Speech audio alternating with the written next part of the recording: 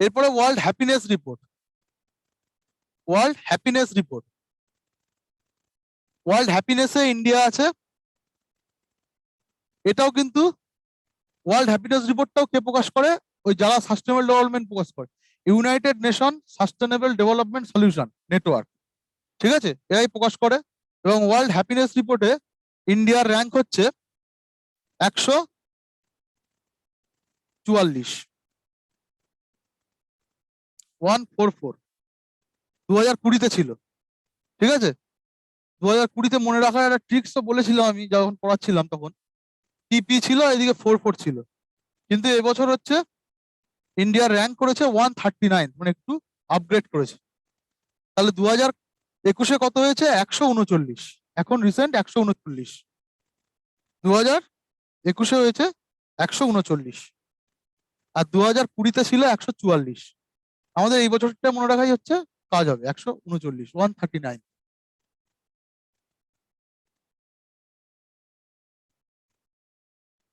Democracy index, democracy ইন্ডেক্সে ইন্ডিয়ার position হচ্ছে 53rd। ডেমোক্রেসিতে ইন্ডিয়ার পজিশন হচ্ছে 53rd, 53। আচ্ছা, 43rd কিসে ছিল? 43 কিসে ছিল? 43 কিসে ছিল? 43 কিসে ছিল মনে আছে?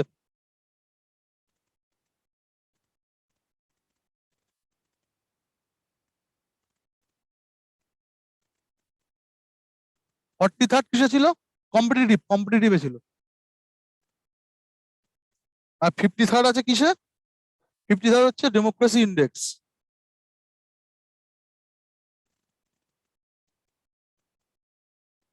Corruption perception index, corruption perception ইন্ডেক্সে ইন্ডিয়ার র্যাঙ্ক আছে 86, ঠিক আছে। এর সাথে সাথে আর একটা মনে রাখতে হবে, এটা নতুন index, corona virus performance index, এটাতেও ইন্ডিয়ার র্যাঙ্ক আছে 86। C for corruption, C for corona, ঠিক আছে, দুটোতেই সেম র্যাঙ্ক আছে 86। তাহলে করাপশনও এবং করোনা ভাইরাস পারফরমেন্স ইন্ডেক্সও 86তেই আছে। The report emphasizes that the New Zealand has responded to pandemic more effectively, ঠিক আছে, than any other country in the world। আর ব্রাজিল সবচেয়ে শেষে। তাহলে করোনা ভাইরাসের পারফরমেন্সের দিক দিয়ে সবচেয়ে ভালো পারফরমেন্স করা আছে নিউজিল্যান্ডের, আর ব্রাজিলের হচ্ছে সবচেয়ে খারাপ। তো ইন্ডিয়ার র্যাঙ্ক কত? 86। কোন সংস্থা প্রকাশ করছে? The Lowy institute in Sydney, সিডনির লোই ইনস্টিটিউট, এরা হচ্ছে এটা প্রকাশ করছে, corona virus performance index.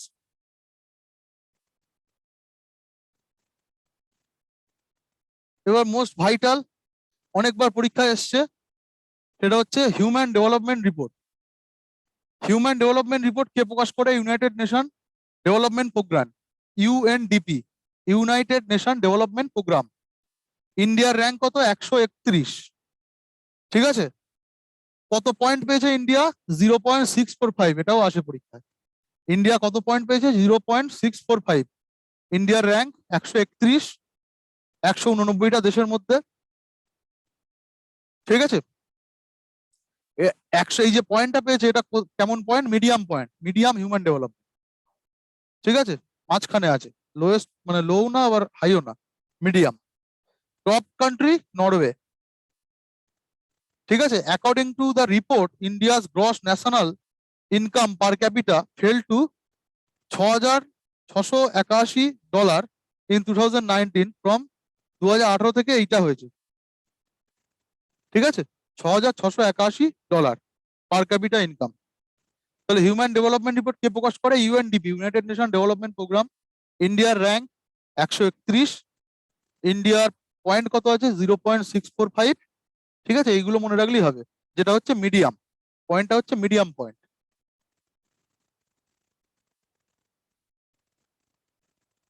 Next আছে ইন্ডিয়া, এটা হচ্ছে global hunger index, global hunger index, hunger মানে খিদে। হাঙ্গার ইন্ডেক্সে ইন্ডিয়ার হচ্ছে 94, খুব বাজে অবস্থা। হাঙ্গার ইন্ডেক্সে ইন্ডিয়ার পজিশন হচ্ছে 94, গ্লোবাল হাঙ্গার ইন্ডেক্স। যেটা হচ্ছে সিরিয়াস হাঙ্গার ক্যাটাগরিতে আছে। ঠিক আছে, India has ranked 116, 116 position. World bank প্রকাশ করে এই যে রিপোর্টটা, এটার নাম হচ্ছে annual human capital index. Human capital index হচ্ছে 116। এই ইন্ডেক্সটা কে প্রকাশ করে? ওয়ার্ল্ড ব্যাংক, সেই জন্য important.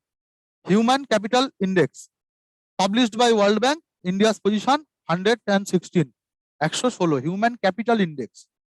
India has ranked 105 global economic freedom index, মানে ইকোনমিক ফ্রিডম কোন দেশে ভালো সেটা।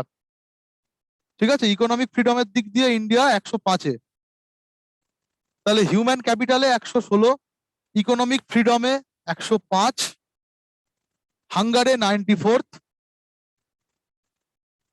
48th হচ্ছে global innovation index. Global innovation index কি কি মানে কত ভালো জিনিস ইনোভেট করতে পারে কোন দেশ, সেক্ষেত্রে 48th আছে। ঠিক আছে, ওয়ার্ল্ড ইন্টেলেকচুয়াল প্রপার্টি অর্গানাইজেশন এটা হচ্ছে প্রকাশ করে এই যে গ্লোবাল ইনোভেশন ইন্ডেক্সটা। গ্লোবাল ইনোভেশন ইন্ডেক্সে ইন্ডিয়ার পজিশন হচ্ছে 48। ঠিক আছে,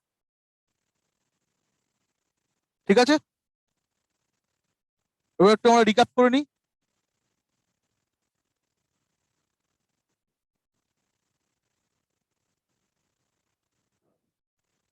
খাতা বন্ধ করে দিন, দিয়ে এবার একটু দেখুন মানে মনে পড়ছে কিনা, তাহলে ব্যাপারটা এফেক্টিভ হবে। দেখে দেখে বলার তো কোনো মানে নেই, বন্ধ করে দেখুন, নিজেরা মনে করার চেষ্টা করুন যে মনে পড়ছে কিনা।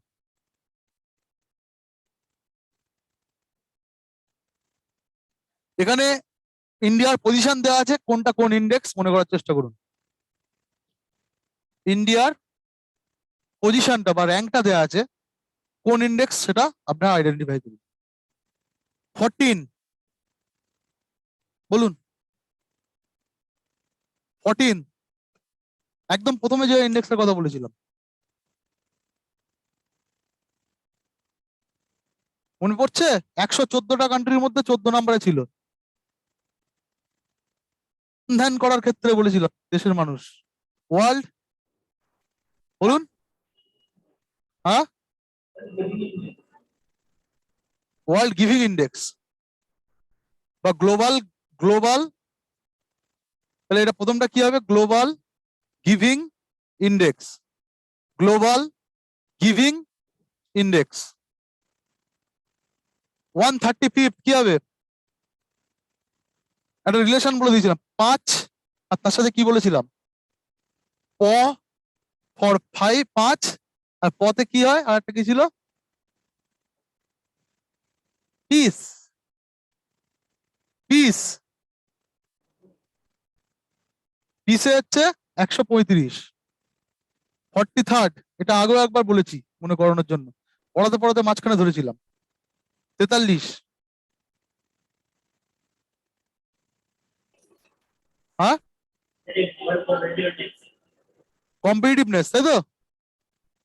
কম্পিটিটিভনেস,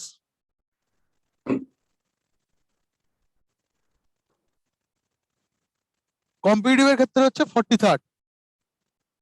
10th বলেছিলাম ভালো পজিশনে আছে এদিক দিয়ে, ইউএসএ সেটাতে প্রথম ছিল, ইউএসএ নাম্বার 1 র্যাঙ্কে ছিল। কিসে 10? হ্যাঁ বলুন, হ্যাঁ good, cyber security, cyber security. 120, 120, 120 কিসে ছিল? এটা আমারও মনে নেই, দেখতে হবে আবার ব্যাকে গিয়ে দেখি তাহলে 120 কিসে ছিল।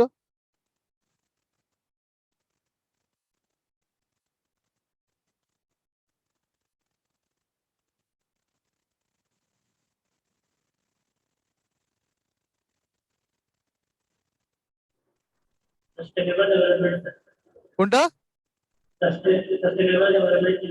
সাস্টেনেবল ডেভেলপমেন্ট, সাস্টেনেবল ডেভেলপমেন্টে 120 ছিল।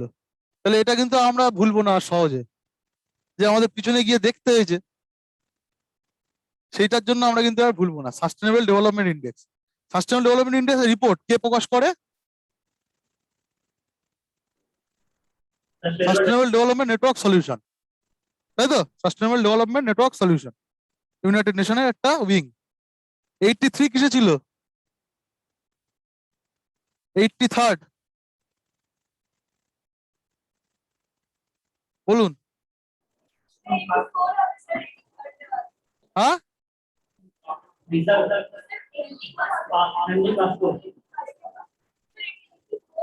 84th না 6th হবে, তাই তো? 86th হবে না? 84 হলে Henley passport, 84th Henley passport. 84 ছিল তো, হেনলি পাসপোর্টে 84 ছিল, 86 ছিল সি আর সি, করোনা ভাইরাস আর হচ্ছে করাপশন। করোনা ভাইরাস আর করাপশন ইন্ডেক্সে ছিল 86, আর হেনলি পাসপোর্টে ছিল 84। এটা আমি 84ই লিখতে চেয়েছিলাম, ঠিক আছে, তার বদলে 83 লিখে ফেলেছি। এটা 84th হবে, 84th হচ্ছে হেনলি পাসপোর্ট। হ্যাঁ, Henley passport, Henley passport 142, 142 gender gap না? 142 জেন্ডার গ্যাপে তো, না প্রেস ফ্রিডম? হ্যাঁ, প্রেস ফ্রিডম আর জেন্ডার গ্যাপে 140 পরেরটা। তাহলে 142 হচ্ছে প্রেস ফ্রিডম, আর জেন্ডার গ্যাপে 140। আগে ছিল কত? 112, সেখান থেকে 140 হয়ে গেছে বলেছিলাম, সেই জন্য এটা ইম্পর্টেন্ট। 139 কিসে ছিল? 139। আগে 144 ছিল, এখন হয়ে গেছে 139। Happy, happiness, হ্যাপিনেসে 139। 53 কিসে? 53 হচ্ছে ডেমোক্রেসি, ডেমোক্রেসিতে 53rd। 94 কিসে? 94 হচ্ছে হাঙ্গার, এইচ ফর হাঙ্গার। 131 কিসে? 131 হচ্ছে এইচডিআই, পয়েন্টটা কত? 0.645। 48 কিসে? 48 হচ্ছে ইনোভেশন, ইনোভেশনের ক্ষেত্রে 48 ইনোভেশন, ইনোভেশন ইন্ডেক্স 48। 105 কিসে? 105 হচ্ছে এই শেষের, এটা ছিল আমাদের, আমিও ভুলে গেছি। 105 হচ্ছে গ্লোবাল ইকোনমিক ফ্রিডম। এই যে 105 হচ্ছে গ্লোবাল ইকোনমিক ফ্রিডম, ঠিক আছে, গ্লোবাল ইকোনমিক ফ্রিডম ইন্ডেক্স, এটা হচ্ছে 105।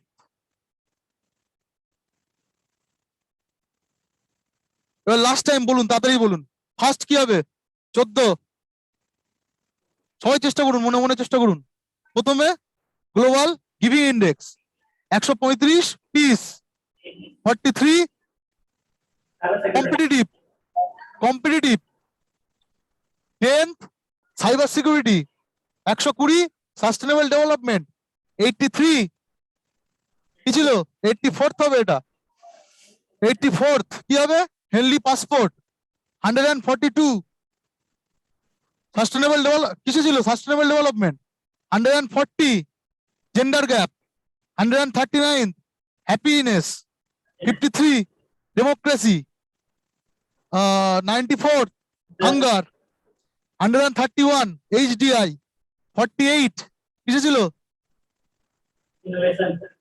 ইনোভেশন, আর 105 ইকোনমিক ফ্রিডম। ঠিক আছে, দেখুন এগুলো আর ভুলবেন না, এতবার হলো যে মনে মনে, এগুলো কিন্তু আর ভোলার নয়। এবার বাড়িতে এইভাবেই চেষ্টা করবেন, নাম্বারগুলো মনে করবেন, তারপরে কোন ইন্ডেক্স, কোন ইন্ডেক্স, তারপরে নাম্বার মনে রাখার থেকে নাম্বার আগে, তারপরে কোন ইন্ডেক্স ভাববেন। এটা রিভার্স ভাবলে সুবিধা হয়, মনে থাকবে বেশি। ঠিক আছে,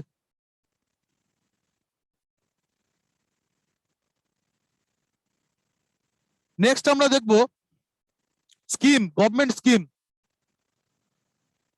ফার্স্ট আছে প্রসাদ স্কিম, স্কিমটার নাম হচ্ছে প্রসাদ, স্কিমটার নাম কি? PRASAD. In Varanasi the prime minister launch PRASAD project. PRASAD scheme কোথায় তিনি, প্রধানমন্ত্রী কোথায় লঞ্চ করেছেন? বারাণসীতে। এই স্কিমটা কিসে বলছে? PRASAD is an acronym that stand for, এর ফুল ফর্মটা কি? National mission on pilgrimage rejuvenation and spiritual heritage augmentation drive. National Mission on Pilgrimage Rejuvenation and Spiritual Heritage Augmentation Drive. ঠিক আছে, stands for PROSAD. This is a central sector scheme fully funded by the government of India. এখানে স্টেটের কোনো ভূমিকা নেই, role নেই, পুরোপুরি funded by government of India. এই স্কিমটা establish by the tourism ministry. 2014-15 সালে এই স্কিমটা কারা তৈরি করে? Tourism ministry, central. এর গোল কি? Is to integrate the development of the identified pilgrimage and heritage site. যে পিলগ্রিমেজ এবং হেরিটেজ সাইট গুলো আছে, তীর্থস্থান যাকে বলে, ঠিক আছে, সেই স্থানগুলোর উন্নতি করা, লাইট লাগানো, রাস্তা তৈরি করা, ঠিক আছে, সেখানকার পরিষ্কার পরিচ্ছন্নতা বজায় রাখা, এইসব করা হচ্ছে এই স্কিমটার মেন উদ্দেশ্য। যেসব তীর্থস্থান বা পিলগ্রিমেজ হেরিটেজ প্লেস গুলো আছে সেগুলোর উন্নয়ন করা, এটা হচ্ছে এই স্কিমের প্রধান উদ্দেশ্য, প্রসাদ স্কিম। ওকে, আমরা একটু ফাস্ট যাব। নেক্সট, IDFC বলে একটা ব্যাংক আছে, first bank, IDFC first bank has announced the launch of the Ghar Ghar ration programme. IDFC first bank বলে একটা ব্যাংক আছে, তারা একটা প্রোগ্রাম লঞ্চ করেছে যেটার নাম হচ্ছে ঘর ঘর রেশন। কাস্টমার আছে IDFC ফার্স্ট ব্যাংকের, যারা কাস্টমার, ঠিক আছে, গরিব মানুষ কাস্টমার, তাদের বাড়িতে তারা রেশন পৌঁছে দেবে এই ব্যাংক থেকে। টাকাটা কোথা থেকে পাচ্ছে তারা? IDFC bank. তাদের যারা এমপ্লয়ি আছে, ঠিক আছে, যারা IDFC ফার্স্ট ব্যাংকে চাকরি করে, তারা তাদের প্রত্যেক মাসের একটা দিনের মাইনে এই কাজের জন্য দান করবে। প্রত্যেক মাসের একদিনের মাইনে তারা এই কাজের জন্য ব্যাংককে দান করবে, নিজেদের ব্যাংককে। এবং সেই টাকা দিয়ে যারা এমপ্লয়ি আছে, এমপ্লয়ির একদিনের মাইনে দিয়ে যারা হচ্ছে গরিব, তাদের কাস্টমার আছে, তাদেরকে তারা ঘরে ঘরে রেশন পৌঁছে দেবে। এইটাই এখানে পুরোপুরি লেখা আছে, আমি আর ডিটেলসে বলছি না, এটাই এখানে লেখা আছে, ঠিক আছে। তাহলে কি কি পাঠাচ্ছে তারা? Employees are paying for kits comprising 10 KG rice, হ্যাঁ, মানে অথবা ইয়ে গম দিচ্ছে, ঠিক আছে, 2 কেজি ডাল, 1 কেজি সুগার, এসব মনে রাখার কোনো দরকার নেই, ইত্যাদি জিনিস দিচ্ছে IDFC ফার্স্ট ব্যাংক। এমপ্লয়ীদের একদিনের মাইনে তারা স্যাক্রিফাইস করছে for their customers, poor customers. Okay, next, to commemorate the nationwide rollout of the Sabmita scheme, Union Minister for Panchayat Raj released a new system for its implementation. Sabmita বলে একটা, সাবমিতা, ঠিক আছে, সাবমিতা বলে scheme আছে। সেই স্কিমটা কি? ইটস সেন্ট্রাল সেক্টর স্কিম, এটা সেন্ট্রাল গভর্নমেন্টের স্কিম। মিনিস্ট্রিকে, কোন মিনিস্ট্রি এটাকে ইমপ্লিমেন্ট করছে? Ministry of panchayat Raj, ministry of Panchayati Raj. It was nationally launched by the Prime Minister on the occasion of national Panchayati Raj day. National Panchayati Raj day হচ্ছে 24শে April 2021। 24শে April হচ্ছে national পঞ্চায়েতি রাজ day, কারণ ওই দিন থেকে আমাদের তোমার পঞ্চায়েত বিলটা যেটা, ওটা পাস হয়েছিল, ঠিক আছে, তো অ্যাক্টে পরিণত হয়েছিল। তো সেই জন্য এই দিনটাকে আমাদের ন্যাশনাল পঞ্চায়েত রাজ ডে বলে পালন করা হয়, ঠিক আছে। তো সেই জন্য এই স্কিমটা এই দিনে লঞ্চ হয়েছে, প্রাইম মিনিস্টার লঞ্চ করেছেন। স্কিমটার নাম কি? সাবমিতা স্কিম। এর গোল কি? To provide property rights to residents of rural populated areas in India through the use of the drone surveys and coarse networks which provide mapping precision of 5 centimeters. অত কিছু দরকার নেই। এর গোল কি? গ্রামগঞ্জে যারা ভূমিহীন লোক বাস করে, যার বাড়ি নেই বা জমি নেই, ঠিক আছে, তাদেরকে বিভিন্ন রকম টেকনোলজি ইউজ করে সরকার তাদেরকে ভূমি বা বাড়ি দান করবে, তাদেরকে জমি দান করবে, ঠিক আছে। যে সকল ভেস্টেড গভর্নমেন্ট প্রপার্টি যেগুলো আছে তার থেকে গরিব মানুষদেরকে রুরাল এরিয়ায় জমি দান করা হবে। The revenue department, land records department will be the nodal department in the states. তো এই স্কিমটাতে স্টেটে স্টেটে হবে, ঠিক আছে। তো স্টেটের যে রেভিনিউ ডিপার্টমেন্ট আছে এবং ল্যান্ড ডিপার্টমেন্ট আছে, তারা কিন্তু এরা নোডাল এজেন্সি, এরা হচ্ছে দেখাশোনা করবে এই প্রোগ্রামটা স্টেটে। And the scheme will be implemented with the support of the state panchayat Raj department.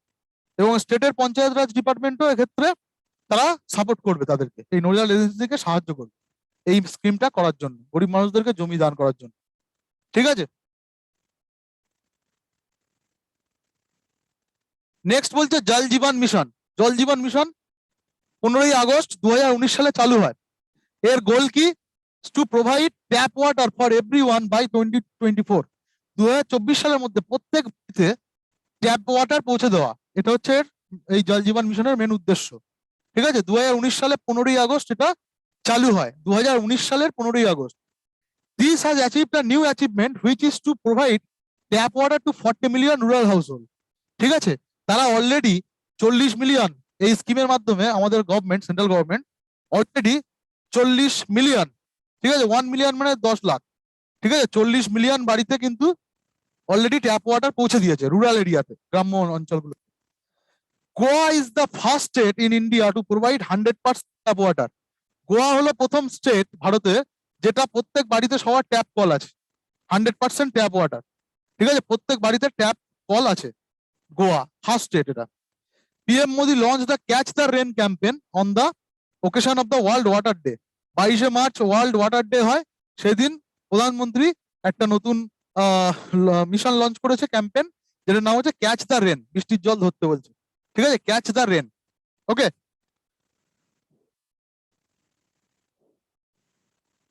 the Union Minister of Agriculture and Farmer Welfare conducted a nationwide review of প্রধানমন্ত্রী ফসল বীমা যোজনা। প্রধানমন্ত্রী ফসল বীমা যোজনা বলে একটা যোজনা আছে, যেটা 2016 সালে লঞ্চ করা হয়েছিল ভারত সরকার দ্বারা, ঠিক আছে, কিসের জন্য? To provide comprehensive insurance for crop damage or loss caused by the accidents. চাষিদের যে চাষিরা যে চাষটা করছে, তাদের যদি চাষের ফসলটা কোনো কারণে নষ্ট হয়ে যায়, বা কোনো একটা অ্যাক্সিডেন্ট, কোনো একটা প্রাকৃতিক দুর্যোগ ঘটে, তাদের যদি নষ্ট হয়ে যায়, সেক্ষেত্রে চাষিদেরকে সরকার কি করবে? এই স্কিমের মাধ্যমে তাদেরকে টাকা দেবে, ঠিক আছে, মানে এক প্রকার ক্রপ ইন্স্যুরেন্স। এই স্কিমটার নাম হচ্ছে প্রধানমন্ত্রী ফসল বীমা যোজনা। 2016 সালে এটা লঞ্চ হয়। তো এখন খবরে কেন? এটা একটা রিভিউ হয়েছে যে কেমন পরিস্থিতি আছে, কাজ কেমন হচ্ছে, সেই রিভিউটার জন্য এটা এখন খবরে আছে, ঠিক আছে। তো সেই রিভিউতে কি বলছে, কি কি কি কি ক্রপস এর মধ্যে কভার আছে, কোন কোন ক্রপস গুলোর জন্য এই স্কিমটা? অয়েল ক্রপস, ঠিক আছে, যেগুলো থেকে তেল উৎপন্ন হয়। Oil food crops, all food crops, যে কোনো খাদ্যদ্রব্য, যেগুলো হচ্ছে তোমার চাল ডাল ইত্যাদি, ঠিক আছে। অ্যানুয়াল কমার্শিয়াল হর্টিকালচার ক্রপস, এছাড়া পাট, ঠিক আছে, ফলমূল ইত্যাদি সবকিছুই এই ক্রপস এর মধ্যে, এই স্কিমের মধ্যে পড়ছে। Insurance premium all farmers of kharif crops. Kharif crop কোন সময় করা হয়? খারিফ শস্য হচ্ছে বর্ষাকালে করা হয়, মানে রোপণ করা হয়। এরা হচ্ছে 2% দেবে, খারিফ ক্রপ যারা চাষ করবে তারা 2% দেবে। And all farmers of the rabi, যারা শীতকালে চাষ করে, will avoid for 1.5% of the cost, ঠিক আছে। তো 1.5% কস্ট দিচ্ছে, মানে যে খরচাটা উঠছে তার। আর যারা হর্টিকালচার চাষ করে তারা 5% দেবে, ঠিক আছে। 5% এরা প্রিমিয়াম দেবে। প্রিমিয়াম মানে কি? যেটা হচ্ছে সরকারকে চাষিরা দেয়। মানে আমরা যখন ইন্স্যুরেন্স করি, আমরা কি করি? আমরা একটা টাকা জমা দিই প্রত্যেক মাসে মাসে বা বছরে বছরে, সেটাকে বলা হয় প্রিমিয়াম। তার বিনিময়ে আমরা যখন বিপদে পড়ি, তখন আমরা সেই কোম্পানির থেকে ইন্স্যুরেন্স কভার পাই। তাহলে এরকম চাষিদেরকেও সরকারকে প্রিমিয়াম দিতে হবে, টাকা দিতে হবে। কি দেবে? তাহলে যারা হচ্ছে খারিফ শস্য চাষ করে তারা 2%, যা প্রিমিয়াম হচ্ছে তার। আর 1.5% দিচ্ছে হচ্ছে রবি ক্রপস যারা চাষ করে। আর যারা হর্টিকালচার, মানে একটু বড় লোক চাষি, তারা দেবে 5%, তাদের জন্য প্রিমিয়াম হচ্ছে 5%, ঠিক আছে।